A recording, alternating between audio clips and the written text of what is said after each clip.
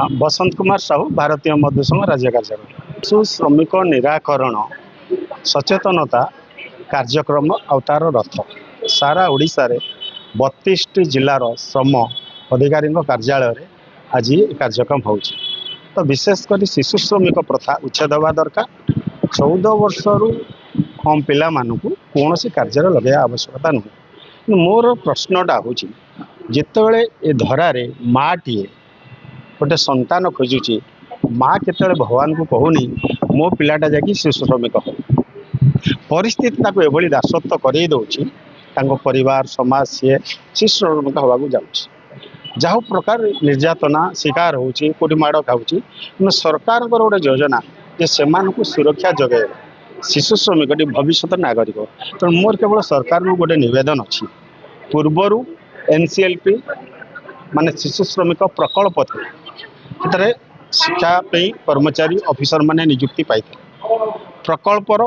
विभिन्न ब्लॉक पंचायत रे शिशु श्रमिक उद्धार करा जाई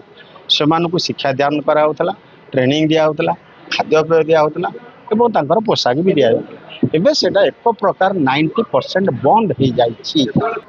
दादन श्रमिक हवा पे क्या भल लगे परिस्थिति कराए शिशु श्रमिक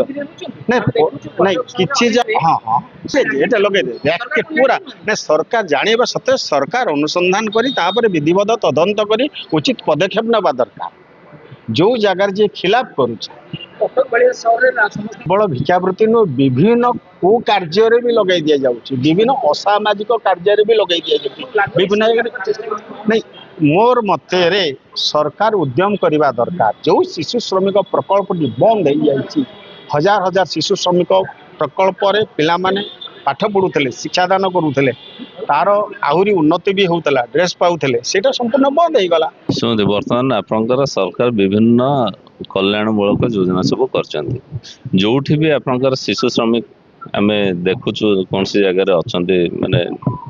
ताले तांको आम सर्वप्रथम उद्धार उद्धार करके आपंकर विभिन्न रिहेबिलिटेशन स्कीम्स अच्छी यदि से पाठ पढ़ाई चाहूँगी ताले आम ताको सेमती आमर जो चाइल्ड इंस्टीट्यूशन गुड़ा रहा से रिहेबिलिटेट करके पढ़ाइबार व्यवस्था कर धंदामूलक शिक्षा आपको दि जाऊँगी आप उत्कल बाल आश्रम जी विभिन्न जगह आपंकर अच्छे आप देखिए बहुत पिला आम ITI ट्रेनिंग आपंकर स्किल डेवलपमेंट सब करके भी आम रिहेबिलिटेट करूँ तो कटक जिले में आम स्पेशली आम ड्राइव नहीं विभिन्न समय आम चाइल्ड लाइन गोटे आपंकर फंक्शन करुचे विभिन्न समय आपको फोन भी आसुचे तो इमिडिएटली आम टीम जाइए पिला उद्धार करके आम तार माने केस टू केस एनालिसिस करके केमती आप तार इंटरेस्ट कौन अच्छी से तार कैपेबिलिटीज कौन अच्छी दुटा जाक को मैपिंग करके आम रिहेबिलिटेट करने चेष्टा कर निश्चय जो जो केस आम दृष्टि को आसी आम उद्धार कलापर पिला भी आम ये कर गोटे दुईटा केस भी एमती अच्छी पिला भी से